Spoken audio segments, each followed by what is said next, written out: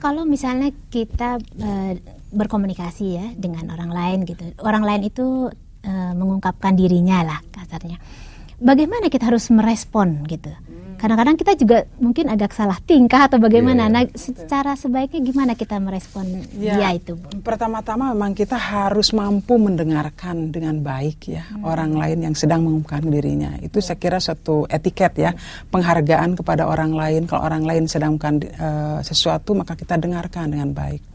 Yang kedua, berikan apresiasi kepada dia yang mengungkapkan dirinya. Lantas dorong supaya dia terus mengungkapkan dirinya. Jadi tidak malu-malu begitu atau tidak ragu-ragu untuk melakukan self disclosure ini. Saya kira itu penting. Lantas yang ketiga, jangan sampai membuka dirinya dia itu dijadikan senjata untuk kita untuk menjatuhkan dia nantinya. Nah, itu jadi itu hal yang perlu dilakukan oleh seorang yang menerima ya, orang yang mendengarkan self disclosure. Dan juga yang paling penting adalah kita mampu menjaga rahasia ya. Sebab apa tadi awalnya kan kita dipercaya. Mengapa dia membuka diri? Karena kita dipercaya. Oleh karenanya jangan sampai kepercayaan itu ya kita sia-siakan ya. Oleh karenanya apa yang sudah diungkapkan oleh dia sedang membuka sesuatu itu, kita harus jaga rahasianya baik-baik. Saya kira itu ya yang penting, hubungan supaya kita lebih baik lagi untuk selamanya. Saya kira kita juga mungkin bisa membantu dia untuk lebih mengungkapkan dirinya dengan menunjukkan perhatian kita yang penuh terhadap masalahnya. Dan sedapat mungkin kita juga membantu dia memecahkan masalah yang dia hadapi. Jadi bukan saja dia menemukan seorang yang bisa mendengarkan dirinya, tapi dia juga bisa menemukan seorang yang bisa membantu dia bekerja sama mengatasi masalah itu ya. Karena self disclosure katanya hanya lahir apabila saling mendorong. Satu lagi, kita juga harus men-self disclose diri kita. Katanya kita hanya mengungkapkan diri kita kepada orang lain juga yang mengungkapkan dirinya kepada kita.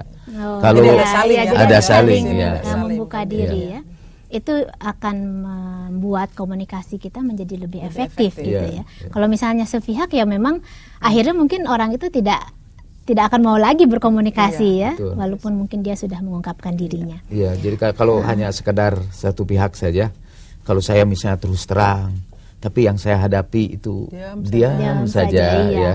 Bisa terbayang kita akan menghentikan keterus terangan kita. Ya. Jadi self disclosure itu resiprokal. Dia hanya terjadi pada suasana yang kedua belah pihak saling terbuka.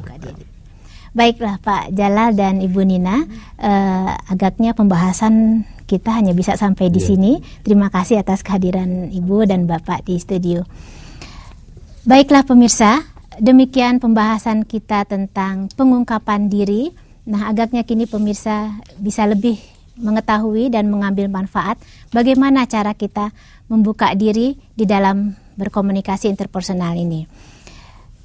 Komunikasi dan keterbukaan yang sehat ternyata akan membuahkan kepercayaan yang akhirnya kepercayaan ini akan membuat kita mampu menghargai keberadaan orang lain. Nah, sampai di sini dulu perjumpaan kita. Terima kasih atas perhatian Anda dan sampai jumpa.